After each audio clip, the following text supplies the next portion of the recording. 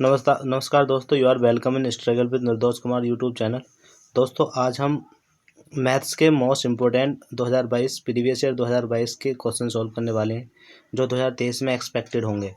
आइए दोस्तों, बिना देरी के वीडियो स्टार्ट करते हैं। क्वेश्चन नंबर फर्स्ट की अगर हम बात करें तो क्वेश्चन नंबर फर्स्ट है, समबाहु त्रिभुज जिसकी प्रत्येक भुजा 16 सेंटीमीटर है के आकार के प्लॉट के एक कोने में एक बकरी 10.5 मीटर लंबी रस्सी से बांधी हुई है।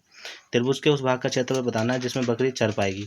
एक्चुअल में ये क्या कहना चाहता है, अगर हम क्या है एक ट्रायंगल बना लें, एक ट्रायंगल ड्रॉ कर लें, तो हमारा जो होगा ये ट्रायंगल, मान लो सपोज दैट ये एक ट्रायंगल है, ठीक है। ये क्या है, हमारा एक ट्रायंगल है तो ऑब्वियस सी बात है, कौन सा ट्रायंगल है, समबाहु त्रिभुज।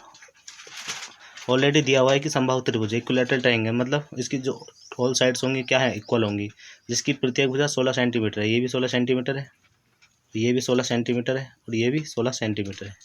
तो समबाहु त्रिभुज ऑब्वियस सी बात है, ऑल साइड आर इक्वल। के आकार के एक प्लॉट के एक कोने में एक बकरी 10.5 मीटर लंबी रस्सी से बनी हुई है। मान लो किसी भी कोने में इसके, यहाँ मान लो सपोज दैट यहाँ पे एक बकरी बंधी हुई है रस्सी से। रस्सी की जो लंबाई है वो कितनी है, 10.5 मीटर है। 10.5 मीटर क्या है, रस्सी की लंबाई है। वो बकरी यहाँ तक बंधी हुई है। तो वो ये कहना चाहता है कि जो त्रिभुज के उस भाग का क्षेत्रफल बताना है जिसमें बकरी चर पाएगी। अब आप खुद से सोच सकते हैं, अगर बकरी रस्सी की लंबाई ये है, बकरी यहाँ पर बंधी हुई है, तो बकरी कितना एरिया चर पाएगी, इधर इतना और इधर इतना। तो एक्चुअल में ये क्या है, इस सेक्टर का एरिया पूछना चाह रहा है। ये मैंने जो ग्रीन में क्या है, इसका एरिया पूछना चाह रहा है, इसका एरिया कितना होगा इस सेक्टर का। तो इस सेक्टर के अगर एरिया की बात करें तो ये रस्सी लंबाई, मतलब ये हमारी क्या है, रेडियस का काम करेगी, आर की रेडियस का काम करेगी। रस्सी की लंबाई कितनी, 10.5 जो गिवन है। आगे नेक्स्ट बात करें, अगर किसी भी सेक्टर का हमें, मान लो ये सेक्टर यहाँ से यहाँ पर ड्रॉ कर लेते हैं, अगर इस सेक्टर का क्या होगा, हमें एरिया निकालना होगा। इस सेक्टर का हमें एरिया निकालना होगा। तो सेक्टर के एरिया का एक्चुअल फॉर्मूला क्या होता है, सेक्टर के एरिया के फॉर्मूले की बात करें तो फॉर्मूला होता है pi R square upon 360 into theta. ये क्या होता है, किसी भी सेक्टर का एरिया निकालने का क्या होता है, फॉर्मूला होता है। तो ये क्या है, आप नोट डाउन कर लेंगे। किसी भी सेक्टर के फॉर्मूला निकालने का एरिया क्या होता है, pi R square upon 360 into theta. तो हमारे पास पाई की वैल्यू क्या होती है, 22/7 पाई की वैल्यू है, और हमारे पास रेडियस गिवन दी है आर की वैल्यू, और हमारे पास थीटा एंगल दिया हुआ है। ऑब्वियस सी बात है, जब समबाहु त्रिभुज है तो और सारे टोटल एंगल कितने होंगे, 60 डिग्री। ये भी 60 डिग्री, ये भी 60 डिग्री, और ये भी क्या होगा, 60 डिग्री। तो थीटा की वैल्यू हम क्या यहाँ से क्या रख सकते हैं, थीटा की वैल्यू 60 डिग्री पुट कर सकते हैं इस क्वेश्चन में। आगे और सब ऑल वैल्यू दी हुई है, तो हमें क्या है, वैल्यू पुट करके आंसर सॉल्व करना होगा। तो आइए सॉल्व करते हैं। अगर इससे सॉल्व करने की बात करें तो यहाँ पे एक्चुअल में डायरेक्ट फार्मूला लगा लेते हैं। तो एरिया बराबर पाई की वैल्यू 22/7 क्या होगी, 22/7 पाई आर स्क्वायर, आर की वैल्यू 10.5 इस आर स्क्वायर, दो बार स्क्वायर है तो मतलब 2 बार लिखना पड़ेगा, 10.5 pi R square upon 360 degree into theta की वैल्यू कितनी है, 60 डिग्री। 0 से 0 कैंसिल, 6 से 6 36, 6 बार कैंसिल होगा। अच्छा आगे बात करें, पॉइंट से पॉइंट कैंसिल हो जाएगा, पॉइंट से 2 पॉइंट हटेंगे तो यहाँ पे क्या होगा, 2 पॉइंट्स के 0 यहाँ पे ऐड कर लिए जाएंगे। आगे नेक्स्ट अगर बात करें सॉल्व करने की, तो इसको डिवाइड कर लेते हैं 5 से डिवाइड करो, 5 दूनी 10, 5 का ना 5, तो इसको 5 का ना 5, 5 दूनी 10 0, 120 बार। आगे 5 का ना 5, 5 दूनी 10, 5 का ना 5, 21 बार। इसे 5 दूनी 10, 5 चौक 20, 24 आया है ना। आगे इसको अगर सॉल्व करने की बात करें तो आगे भी सॉल्व कर सकते हैं इसको, 3 से सॉल्व कर 2 से सॉल्व कर लेते हैं, 3 से सॉल्व कर लेते हैं। 3 सत्ते 21, और यहाँ पे क्या है, 3 अट्ठे 24, 8 आगे वैल्यू, ठीक है। और आगे भी सॉल्व कर सकते हैं, नहीं आगे अगर डिवाइड की बात करें 2 से डिवाइड कर सकते हैं आप, 2 से डिवाइड करो, 2 ही करना 2, 2 ही करना 2, यहाँ पे 2 चौक 8। आगे नेक्स्ट और हो सकता है डिवाइड, और नहीं होगा ये। तो 7 से क्या होगा, 7 कैंसिल हो जाएगा। तो ऊपर क्या बचा, ऊपर बचा 11 मल्टीप्लाई 21, नीचे है कितना, नीचे है 4। तो इसको एक बार डिवाइड कर लेते हैं, 11 का ना 11 का 1, 11 दूनी 22 और 1 23, और नीचे कितना है 4। तो 4 से इसे डिवाइड करेंगे तो कितनी बार जाएगा, 4 पंजे 20, 5 बार जाएगा। और बच्चे कितने, 3, इधर हो जाएगा 31, इधर कितना हो जाएगा 31, तो 31 हो जाएगा। तो इसको डिवाइड करते हैं 4 सत्ते 28, मतलब 57, फिर पॉइंट लगाना पड़ेगा। तो आप अकॉर्डिंग टू ऑप्शन जा सकते हैं। और ऑप्शन की बात करें तो ऑप्शन नंबर क्या होगा, 57 से मात्र एक ही ऑप्शन है हमारा, option number C is the correct answer of this question. तो आई थिंक आपको ये क्वेश्चन समझ आया होगा। तो आइए दोस्तों नेक्स्ट क्वेश्चन पर चलते हैं। अगर नेक्स्ट क्वेश्चन की बात करें, अगले क्वेश्चन की बात करें, question number 2। Question number 2 given है कि 5 संख्याओं का औसत 40 है। क्या दिया है, 5 संख्याओं का औसत 40 है। तो यदि पहली 4 संख्याएं दी हुई हैं 50, 52, 35, 46, तो 5वीं संख्या बतानी है। तो एक्चुअल में एवरेज का क्वेश्चन है।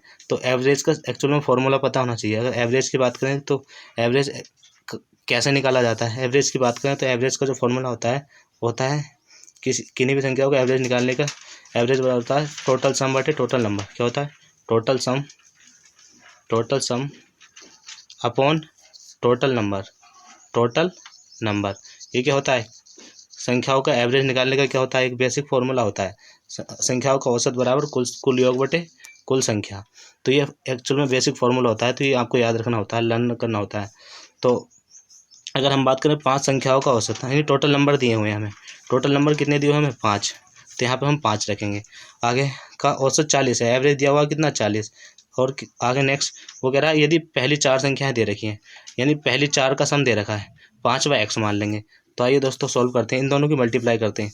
तो कितना हो जाएगा, इसके अपॉन करके मल्टीप्लाई कर लेते हैं। 40 की 5 से मल्टीप्लाई करोगे 40 की अगर 5 से मल्टीप्लाई करोगे तो कितना होगा, 40 गुणा 5 बराबर कुल संख्या का योग कर लो इनका, यानी 50 प्लस 52 प्लस 35 प्लस और 46 और 4 संख्याएं योग, लेकिन 5वीं संख्या कर लेंगे x मान लेंगे। सपोज दैट x की वैल्यू हमें निकालनी है।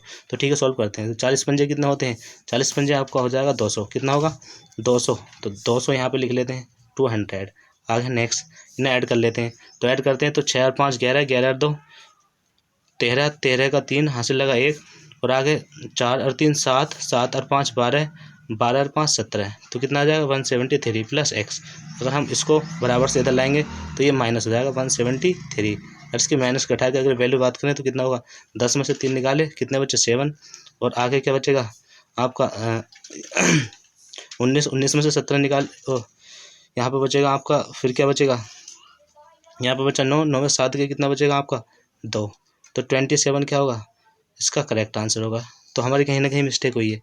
इसको दोबारा से फिर से ऐड करते हैं। तो यहाँ पर 6 4 10, वहाँ 183 ऐड करके कितना आएगा, ये 183 आएगा, 183। तो इसको 183 को माइनस करेंगे तो कितना हो जाएगा हमारा, 10 में से 3 निकाले 7, 9 में से 8 गए 1, तो 17 क्या होगा हमारा करेक्ट आंसर होगा। ऑप्शन नंबर बी क्या होगा, option number B is the correct answer of this question.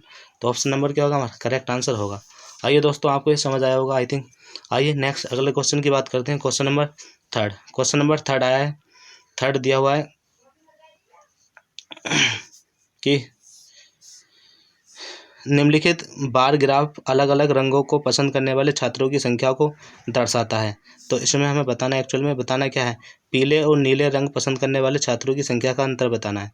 तो पीले की बात करें तो पीले मतलब येलो कितना दिया हुआ है, येलो को पसंद करने वालों की संख्या कितनी है, येलो के पसंद करने की बात करें तो कितनी है 150, कितनी है 150 रेशियो। आगे कह रहा है नीले ब्लू को पसंद करने वालों की संख्या कितनी है, ब्लू को पसंद करने वालों की संख्या है कितनी 50, कितनी है 50, 50 कितनी है 50। तो वो पूछ रहा है, वो पूछना चाह रहा है कि छात्रों की संख्या का अंतर बताना है, मतलब पीले को पसंद करने वाले छात्रों की संख्या और नीले को पसंद करने वाले छात्रों का अंतर क्या होगा। एक्चुअली में इनका डिफरेंस पूछना चाह रहा है। तो इनका डिफरेंस कितना होगा 100। तो 100 क्या होगा हमारा करेक्ट आंसर होगा। आइए अकॉर्डिंग टू ऑप्शन चलते हैं। ऑप्शन की बात करें तो ऑप्शन नंबर क्या होगा, ऑप्शन नंबर क्या होगा इसका, option number D is the correct answer. Option number क्या होगा, D is the correct answer of this question. आगे नेक्स्ट अगले क्वेश्चन की बात करें, क्वेश्चन नंबर है हमारा 4। क्वेश्चन नंबर 4 की अगर हम बात करें क्वेश्चन नंबर 4 दिया गिवन है कि यदि ए की वैल्यू कितनी है 1300, वी की वैल्यू कितनी है 1450, तो बी ए से लगभग कितने प्रतिशत अधिक है। वो पूछना चाह रहा है जो वी है वी जो है 1450, वो ए 1300 से कितना अधिक है। तो आप ही बताइए कि वी कितना अधिक है इससे, 150 कितना अधिक है 150, और जिससे अधिक है उसे अपॉन में रखते हैं। किससे अधिक है? 1300 से। तो इनटू प्रतिशत पूछना चाह रहा है तो 100 से क्या कर देंगे? इसकी मल्टीप्लाई। तो इस तरीके से निकालते हैं। तो इसको सॉल्व करें तो 2 जीरो से 2 जीरो कैंसिल। अगर 150 अगर बात करें 150 की, तो 150 अपॉन 13, इसको अगर सॉल्व करोगे तो क्या आएगा? 13 का ना 13, कितने बचे यहाँ पे? 2, 20, 13 का ना फिर से 13 पॉइंट। तो आप अकॉर्डिंग टू ऑप्शन जा सकते हैं। अगर अकॉर्डिंग टू ऑप्शन की बात करें, ओनली और ओनली बी ऑप्शन क्या, वो सी ऑप्शन क्या होगा? इसका करेक्ट आंसर होगा। Option number C is the correct answer. 11 point something, और किसी ऑप्शन में नहीं है। तो आई थिंक आपको ये क्वेश्चन समझ आया होगा। आगे क्वेश्चन नंबर 5 की बात करें। क्वेश्चन नंबर 5 है कि एक घन की प्रत्येक भुजा 4 सेंटीमीटर है और एक घनाभ की भुजाएं 2, 3, 4 सेंटीमीटर है। घन के आयतन और घनाभ के आयतन का अंतर बताना है। तो एक्चुअल में घन और घनाभ का हमें पता, एक्चुअल में घन और घनाभ के बारे में हमें जानकारी होनी चाहिए। क्यूब और क्यूबॉइड, तो इनकी बात करें, एक घन बना और एक घनाभ। अच्छा, घन की अगर बात करें क्यूब, किसकी बात करें? क्यूब जो होता है एक्चुअल में क्यूब की बात करें, वो किससे मिलकर बना होता है? वर्ग से मिलकर बना होता है। किससे? वर्ग से मिलकर बना होता है, स्क्वायर से मिलकर बना होता है, स्क्वायर से मिलकर बना होता है। ठीक है। और अगर क्यूबॉइड की बात करें हम, किसकी?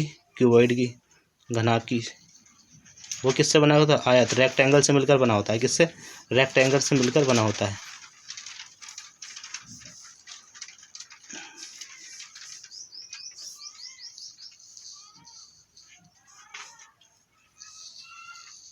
रेक्टेंगल से मिलकर बना होता है। तो आइए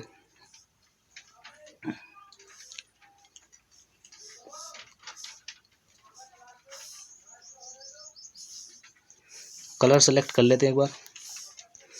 अगर इसकी बात करें, इसको इस तरीके से ड्रॉ करते हैं, और इसकी बात करें, इसको इस तरीके से ड्रॉ करते हैं। ठीक है। तो एक्चुअल में क्या होता है? जो क्यूब होता है हमारा घन, जो घन होता है, घन में क्या होता है? वर्ग की शेप होती है, स्क्वायर से मिलकर बना होता है। जो घनाभ होता है क्यूबॉइड, घनाभ जो होता है वो एक्चुअल में रेक्टेंगल की शेप्स में बना होता है। तो इसके अगर किसकी वॉल्यूम आयतन की बात करें क्यूब के, अगर एक्चुअल में हम क्या है, अगर घन के आयतन की बात करें तो घन का जो वॉल्यूम आयतन होता है वो क्या होता है? भुजा की घात 3, यानी एक ही क्यूब होता है। तो आयतन अगर घन, एक तरफ घन लिख लेते हैं और एक तरफ घनाभ,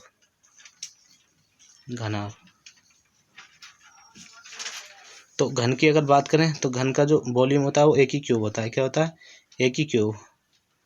और इसके अगर वॉल्यूम की बात करें घनाभ का वॉल्यूम होता है तीनों भुजा, लंबाई गुणा चौड़ाई गुणा ऊंचाई, इनका मल्टीप्लिकेशन क्या होता है? इनका वॉल्यूम होता है। और इसका वॉल्यूम क्या होता है? घन का वॉल्यूम होता है भुजा की क्यूब। तो इसमें भुजा दी हुई 4 का क्यूब करेंगे तो कितना होगा? 4 चौक 16 चौका 64, 64 क्या होगा? इसका वॉल्यूम होगा किसका? घन का। अगर घनाभ की बात करें, इसमें साइड से दी हुई है 2, 2, 3 और 4, तो मतलब एल, ये एल की वैल्यू दी है, ये वी की वैल्यू और ये एच की वैल्यू, तो डायरेक्ट पुट कर दो। 2 गुणा 3 गुणा 4, तो 3 दूनी 6, 6 चौक 24, तो कितना हो जाएगा? 24। अगर हम घनाभ के वॉल्यूम की बात करें तो 24 होगा, और घन के वॉल्यूम की बात करें तो 64 होगा। तो वो पूछना चाह रहा है घनाभ, उनके अंतर बताना, उनका डिफरेंस कितना होगा, दोनों का डिफरेंस, आयतनों का डिफरेंस कितना होगा। तो ये डिफरेंस पूछना चाह रहा है। तो इनके अंतर की बात करें तो दोनों का अंतर कितना है? 64 में से 24 निकाले तो कितने बचे? तो 40 बचे। कितने? 40। तो 40 क्या होगा? Is the correct answer of this question. तो ऑप्शन नंबर बी क्या है? वी इसका करेक्ट आंसर है। Option number B is the correct answer of this question. आगे next question number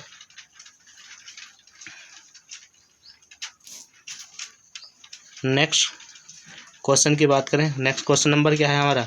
question number है 6 क्वेश्चन की बात करें तो 6 क्वेश्चन में क्या है? एक दुकानदार 3 उत्पाद को ABC में खरीदता है और उन्हें क्रमशः 20%, 30%, 40% के लाभ पर बेचता है।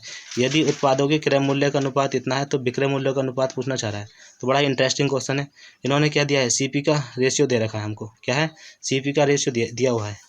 CP का रेशियो दिया हुआ है कितना? 4, 3, 2, 4, 3 और 2।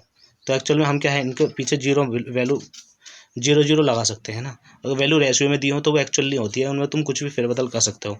तो इनमें 0 लगाते हो। सपोज दैट इसे 40 है, पहले उत्पाद का वैल्यू 40 है, दूसरे उत्पाद की वैल्यू 30 है, तीसरे उत्पाद की वैल्यू 20 है। वो कह रहा है पहले को 20%, क्या कह रहा है वो, पहले को क्या है, पहले को 20%, दूसरे को 30% और तीसरे को 40% के लाभ पर बेचा जाता है।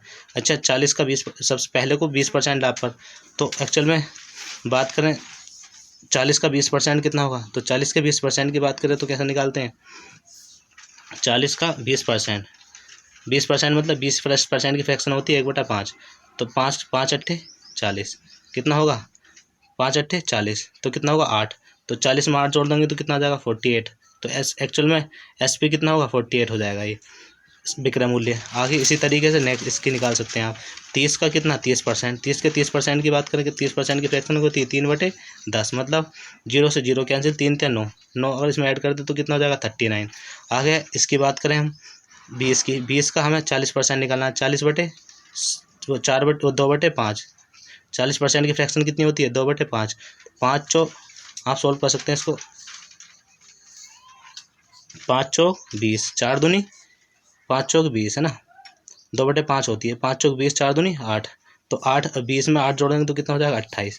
तो आप देख सकते हैं एक्चुअल में SP कितना हो गया हमारा 48, 39 और 28। तो वही ये पूछना चाह रहा है उनके विक्रय मूल्य का अनुपात क्या होगा, तो उनके विक्रय मूल्य का अनुपात हो जाएगा 48:39:28। तो ये क्या होगा हमारा करेक्ट आंसर होगा ऑफ दिस क्वेश्चन। तो करेक्ट आंसर क्या होगा हमारा, यही होगा जो ये गिवन है। तो ऑप्शन नंबर क्या है, option number C is the correct answer of this question. अच्छा फ्रैक्शन की बात करें, फ्रैक्शन कैसे निकालते हैं, जैसे कि मैंने 20% की 1/5 निकाला, तो 20% की फ्रैक्शन निकालना ही तो क्या करेंगे, 20% की जगह क्या होता है, परसेंट का मतलब होता है प्रति सैकड़ा, प्रति सैकड़ा, तो इसको डिवाइड करो, 5 चौक 20 और 5 दूनी 10, 0, फिर से 4 पंजे 20, ऊपर क्या है 4 का ना 4, ऊपर क्या बचा 1, नीचे क्या बटा 5, इसलिए डायरेक्ट ही याद रखनी होती है 1/5, और 20% दिया तो 1/5 होता है इसकी फ्रैक्शन, तो 1/5 इस तरीके से यहाँ पर पुट की गई है।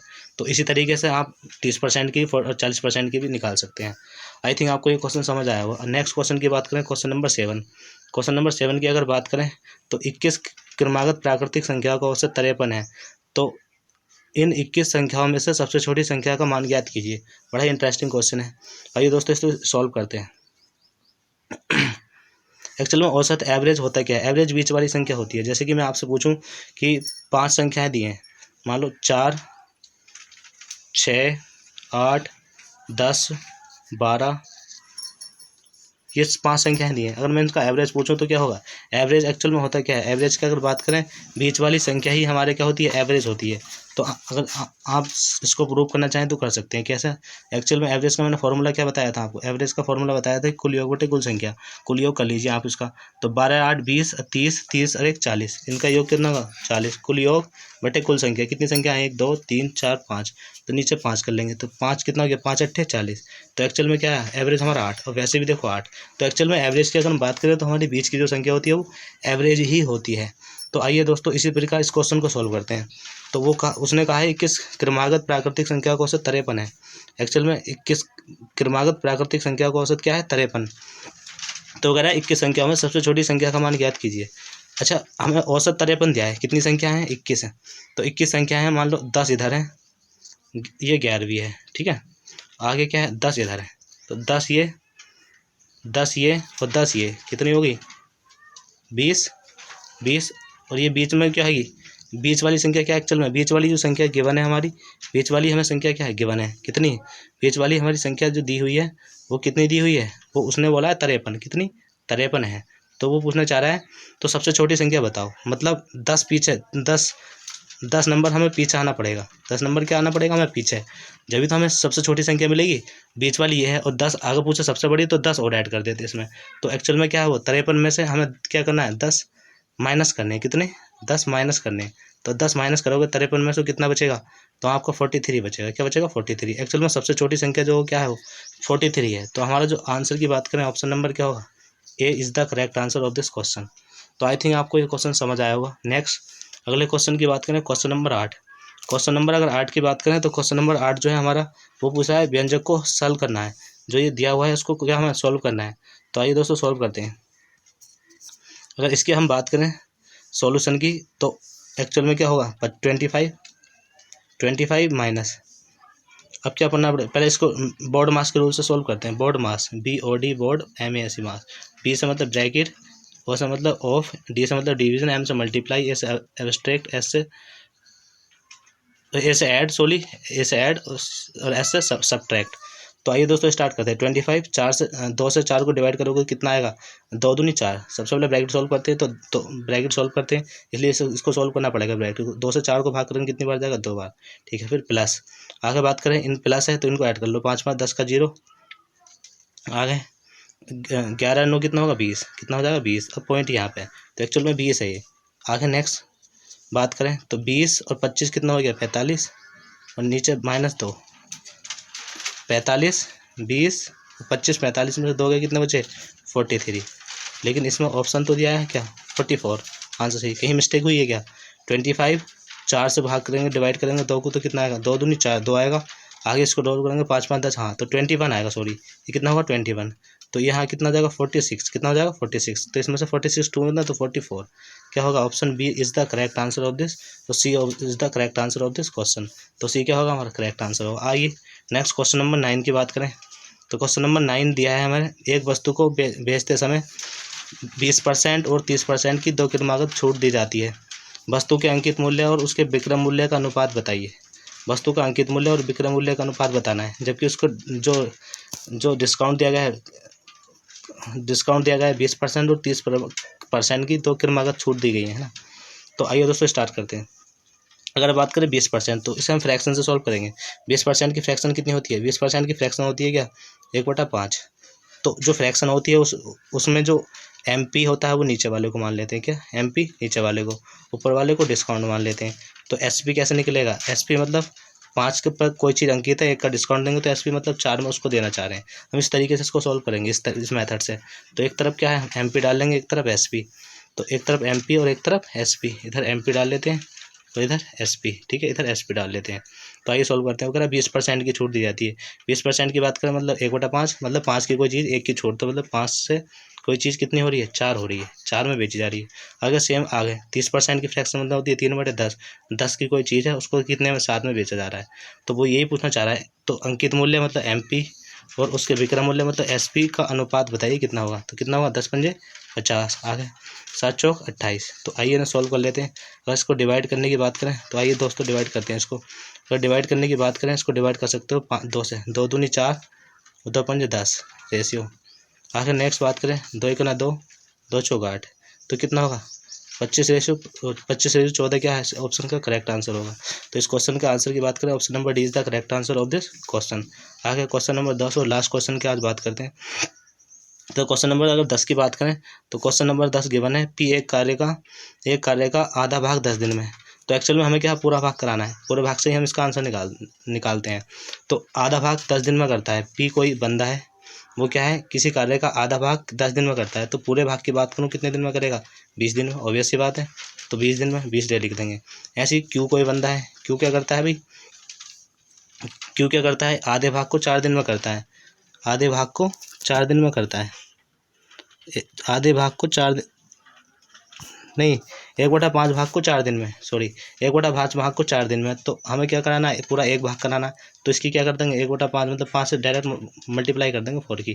तो कितना हो जाएगा हमारा, 5 चौक 20, मतलब टोटल एक काम की बात करें तो 20 होगा। तो P भी 20, एक काम को 20 दिन में, Q भी एक काम को 20 दिन में, दोनों का एलसीएम टोटल काम मान लेते हैं।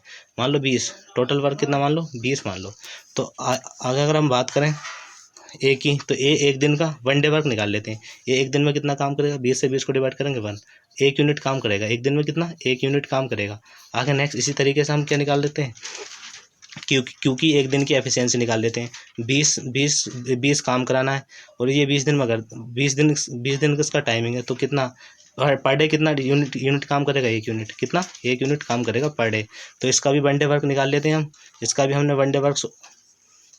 1 डे वर्क निकाल लिया है और इसका भी हमने 1 डे वर्क निकाल लिया है। देन अगर दोनों, वो आगे कह रहा है कि दोनों एक साथ मिलकर उस कार्य को कितने दिन में कर सकते हैं। टोटल अगर कार्य की बात करें, टोटल वर्क कितना है हमारा 20, कितना है टोटल वर्क 20 है, 20 हमारा टोटल वर्क है बटे, और दोनों मिलकर मतलब ये भी एक दिन में 1 यूनिट करता है, ये भी एक दिन में, तो टोटल कितने यूनिट कर रहे हैं, 2। टोटल कितने यूनिट कर रहे हैं ये, 2 यूनिट। तो इसको 2 से भाग कर देंगे, तो ये क्या निकल जाएगा हमारा दोनों का कितने दिन में करेंगे वो काम निकल जाएगा हमारा। तो 2 गुना 2 0 10 दिन। तो दोनों को कितने दिन लगेंगे? 10 दिन। तो ऑप्शन क्या है? Option C is the correct answer of this question. तो आई थिंक आपको ये चीज़ें पसंद आई होंगी और समझ आई होंगी। तो इसी तरीके की वीडियो पाने के लिए चैनल को लाइक और सब्सक्राइब जरूर कर लें। वीडियो पसंद आई तो दोस्तों चैनल को लाइक ज़रूर करें। और ये आपके प्रीवियस ईयर क्वेश्चन के पेपर सॉल्व हो रहे हैं। इसी तरीके के क्वेश्चन पेपर मैं आगे नेक्स्ट लाऊंगा वीडियो। तो गाइज नेक्स्ट अगली वीडियो में मिलते हैं। धन्यवाद।